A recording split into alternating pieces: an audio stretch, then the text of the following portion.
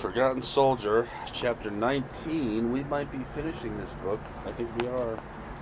Now here goes. Long trip it's been. Chapter 19, page 451. Before daybreak, we arrived at Hela without incident. We had passed several ghostly ships navigating without lights going back to Hela or to Gotenhofen or Danzig, where large numbers of civilians were still waiting for deliverance. Hela, which I had thought of as a large town, proved to be only a little village, with a harbor of very secondary importance. Many ships were anchored offshore and small boats were delivering a steady stream of passengers fleeing to the west. We had scarcely set foot to the ground when the police, who were still functioning, made us step to one side. We stared at them with desperate unease. Was our good luck, which had brought us this far, going to melt like summer snow and send us back to Danzig or Gotenhafen? The police turned their backs on us to direct the white-faced civilians. In any event, all of our papers were in order. But wasn't that the ship which was to take us further?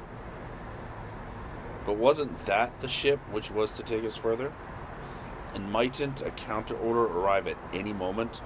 The minutes went slowly by without giving us any glimpses into our future. As it grew light, the cumulative exhaustion of many months seemed to crush our shoulders. We were now able to see the numerous gray outlines of ships, including many warships, riding in anchor on both sides of the peninsula. As we looked, the air raid alarm sounded. Our eyes turned to the sky as rumors began to circulate through the crowd.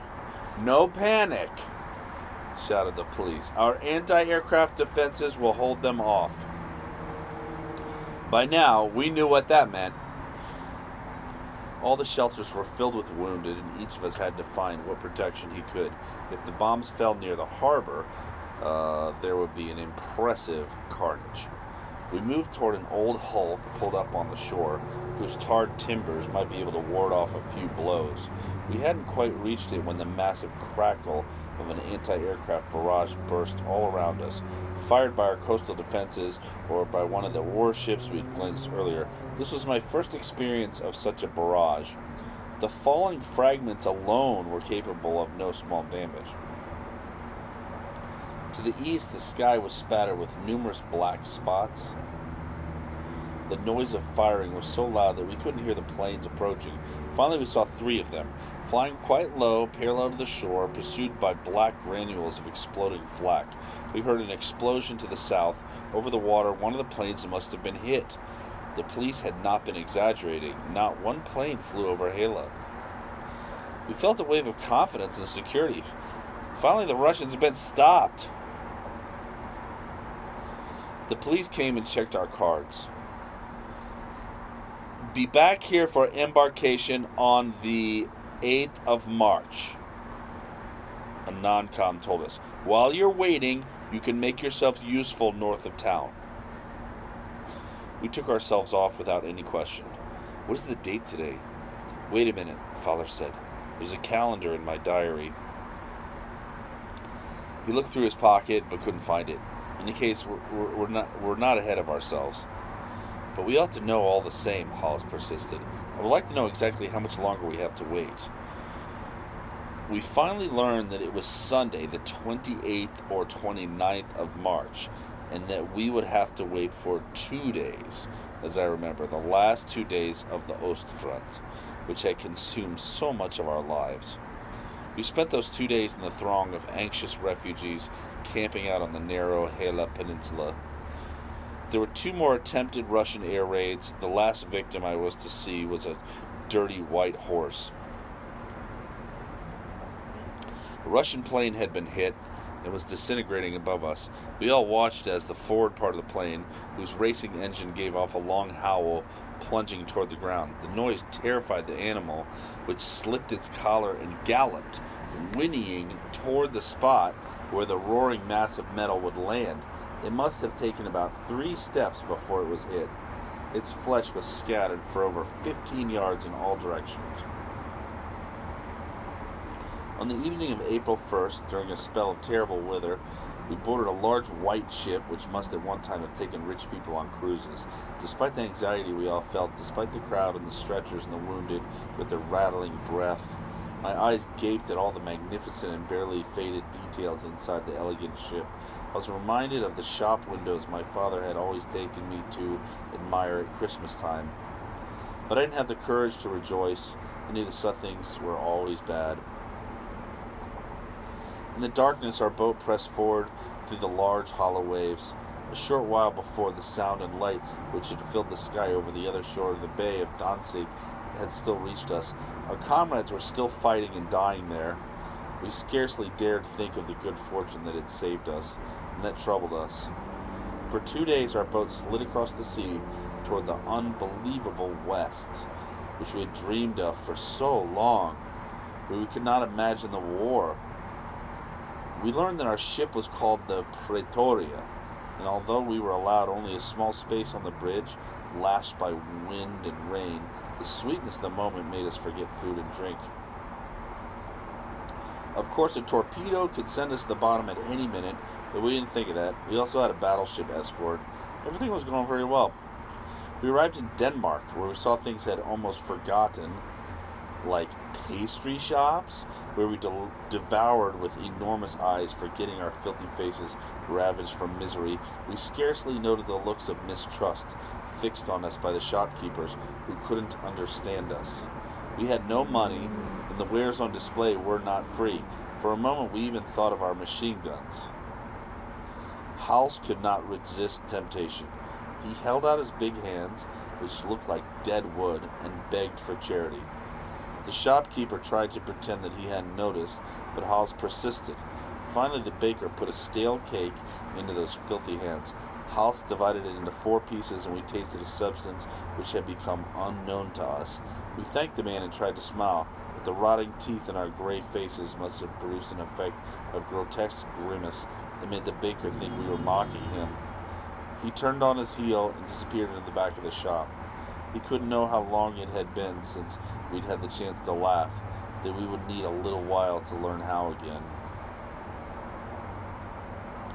The less sumptuous boat took us on to Kiel, where we found a more familiar atmosphere, with no more bakeries and no more occasion to smile. In a setting of ruins, we were reincorporated and with alarming precipitate haste into a scratch battalion. Hals asked if he might be given a leave to visit his home in Dortmund. An enlisted man of about 50 put a hand on his shoulder and told him that with a little courage and a little luck, if he managed to infiltrate the American-British lines, he might perhaps get there. My friend's face reflected astonishment, stupefaction, and sadness. The American and British lines? In the West, which we had dreamed of and longed for so often, which we had finally reached, we were assaulted by the most overwhelming and terrible news. We were astounded.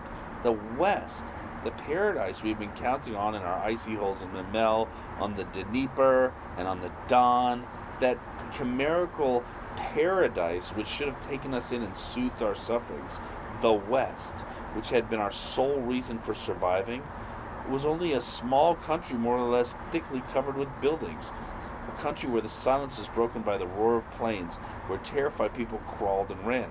The West was also 3 dirty gray trucks carrying at high speed a reduced battalion of soldiers in gray toward another encounter with death. It was the place where my last illusions would crumble in conditions of inhuman grief. The West was the other half of the vice tightening on our misery. Several armies were challenging our exhausted arms, several, among them, the French army. I cannot describe the emotions which this news produced in me. France, which in my thought had never abandoned me, la douce France, had abused my naivety. In the trenches of the steppe, I had loved France as much as any young man does as he talks revolution in the back room of a Paris cafe. Most of my efforts had been for France.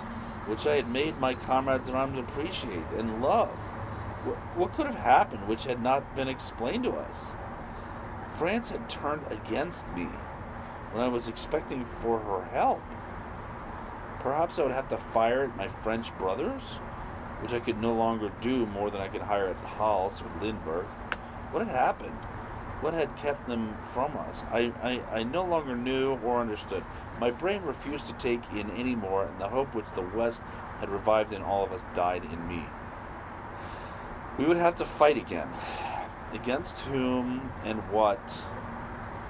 We knew that we no longer had any courage, that nothing could lead us to hope anymore. Despite Anglo-American cries of victory, there was no longer any opposition to the imposing material they had fabricated for nothing.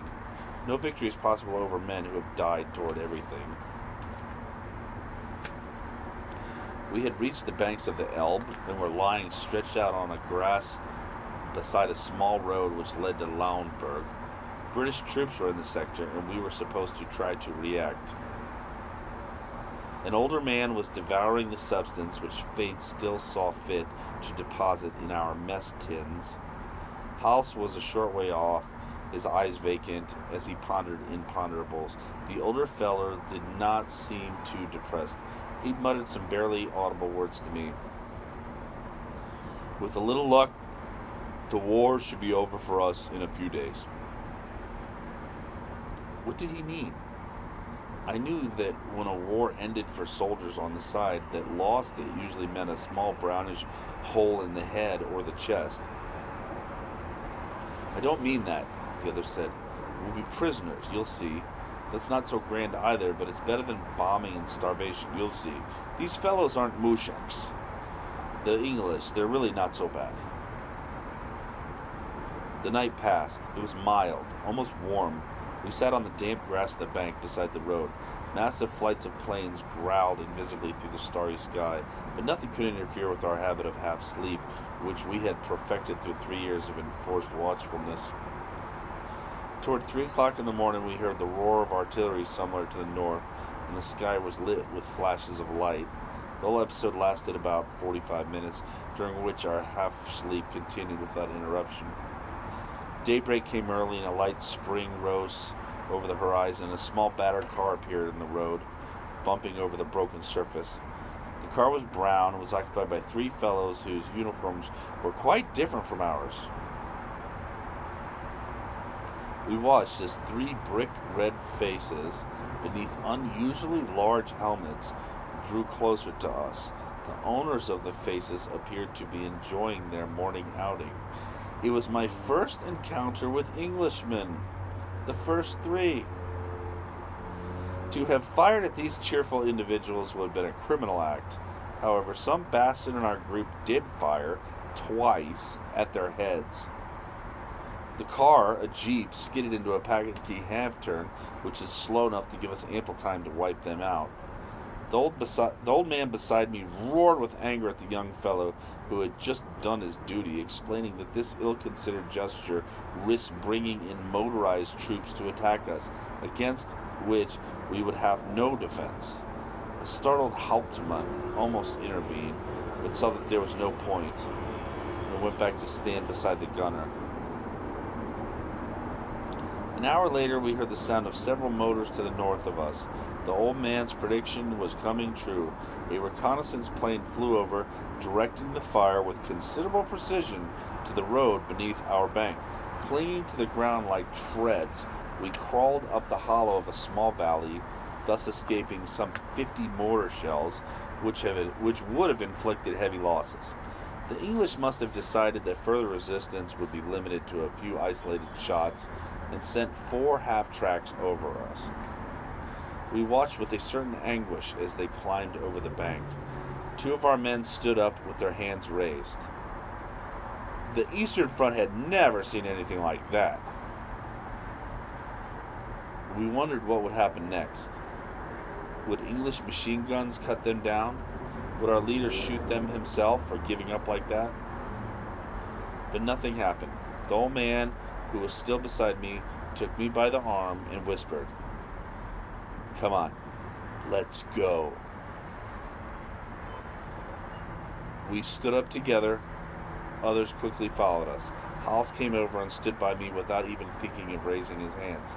We walked toward the victors with pounding hearts and dry mouths.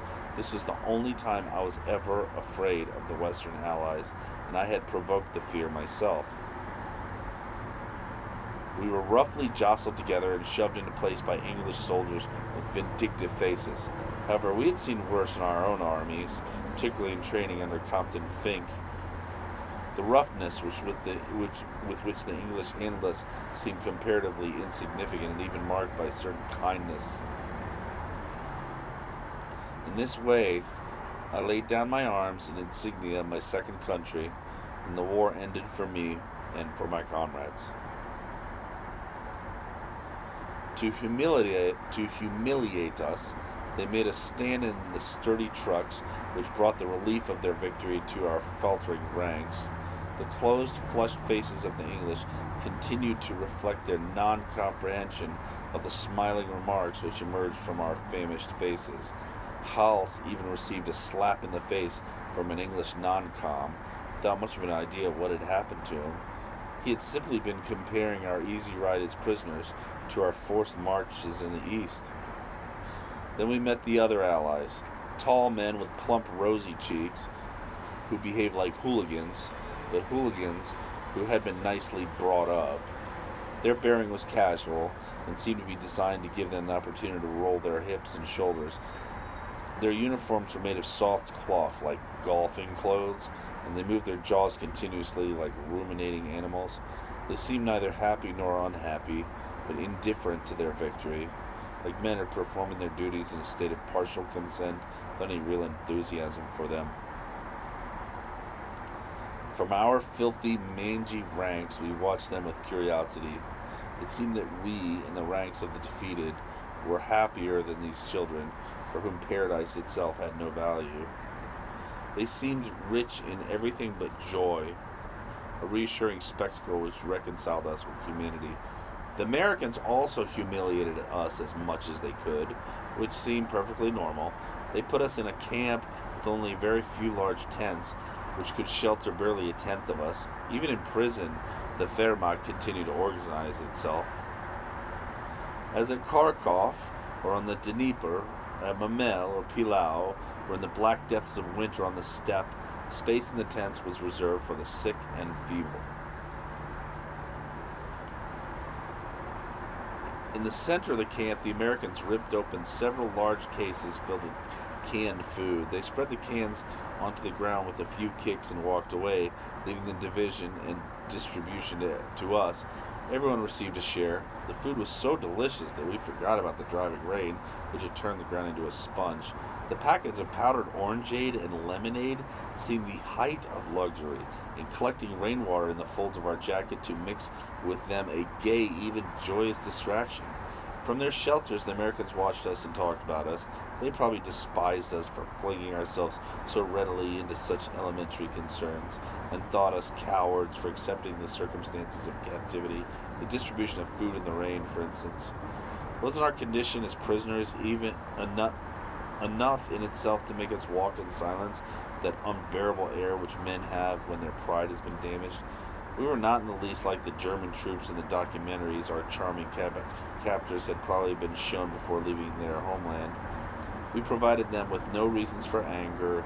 We were not the arrogant, irascible boches, but simply underfed men standing in the rain, ready to eat unseasoned canned food, living dead with anxiety stamped on our faces, leaning against any support, half asleep on our feet, sick and wounded.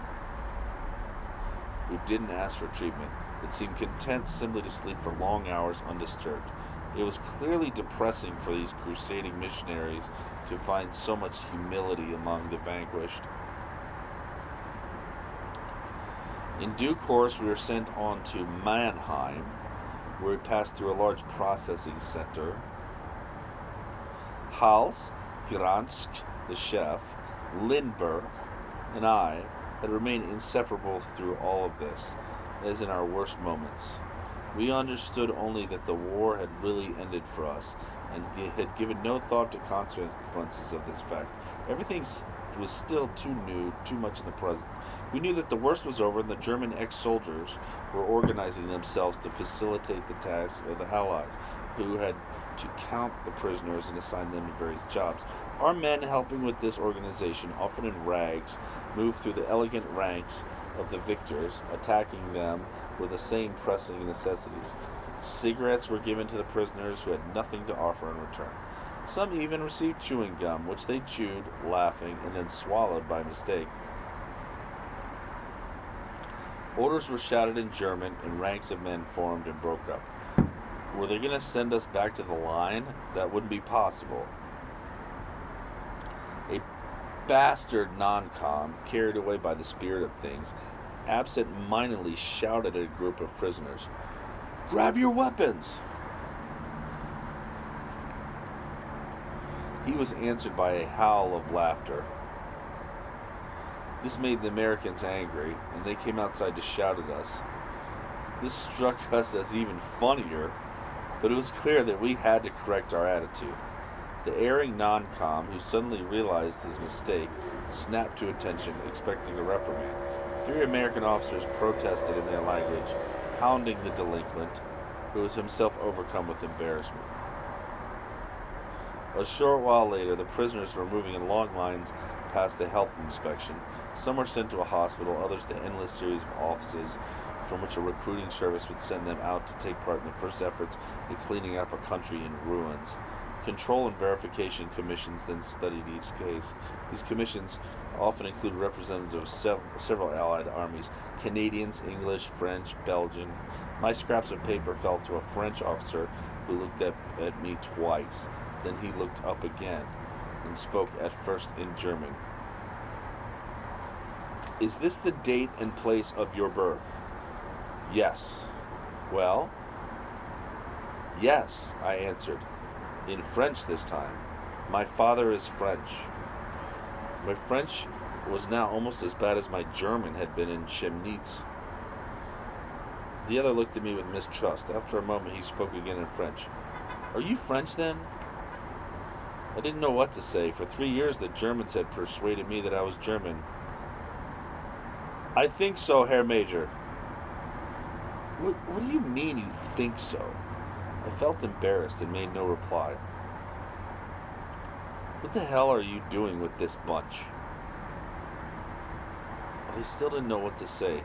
"I don't know, Herr Major." "Don't call me Herr Major. I'm not Herr Major. Call me Mon Capitaine. And come with me." He stood up and I had to follow him. From the ranks of dirty gray-green, I sensed Hal's eyes fixed on me. I waved to him and called softly, "Bleib Hal, Hals. Ich komm weiter." "Who's that you're talking to?" the captain asked me, irritated. "Das ist mein Kamerad, Herr Kapitän." "Stop talking German. Since you remember French, come along this way." I followed him through a series of corridors, suddenly afraid that I wouldn't be able to find Hals again. Finally, we arrived at an office where 4 French soldiers were talking and laughing with a young woman who spoke to them in English, I think. The captain said he had brought along a doubtful case. They put me through an extended interrogation, to which my answers must have sounded far from convincing. My head was spinning, and everything I said seemed to ring false. One of them, also an officer, called me a bastard and a traitor. As I remained apathetic and absent, they gave up on me, sending me off to a small room in the floor below. For day and night they left me there, thinking of my companions in wretchedness, and especially of Hals, who must have been wondering about me. I felt a sinister premonition that I wouldn't see him again, and a feverish restlessness kept me from sleeping. The next morning, a lieutenant, who seemed in a very friendly mood, came to release me. I was taken back to the office of the day before and asked to sit down. This invitation was so unexpected that the words fell on my ears as if for the first time in my life. Then the young lieutenant looked through my papers and spoke to me. "Your story took us somewhat by surprise yesterday. Now we know that the Germans often forced young men with German fathers into their army. If that had been your case, we would have been obliged to keep you a prisoner for a while. However, with you, it was the mother, and we cannot detain you.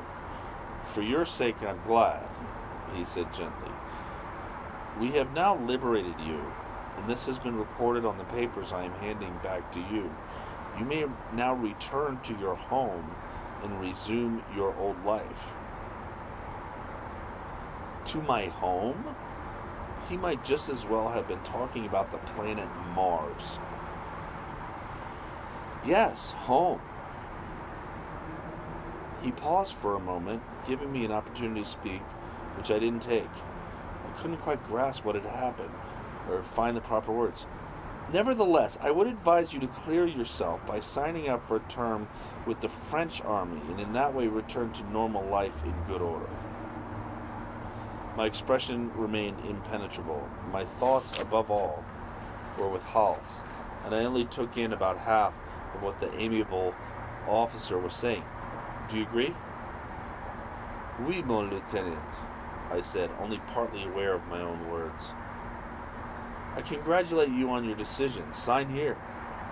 I signed my name, more interested by the French words than by their significance. You will be called up, he said, closing my folder.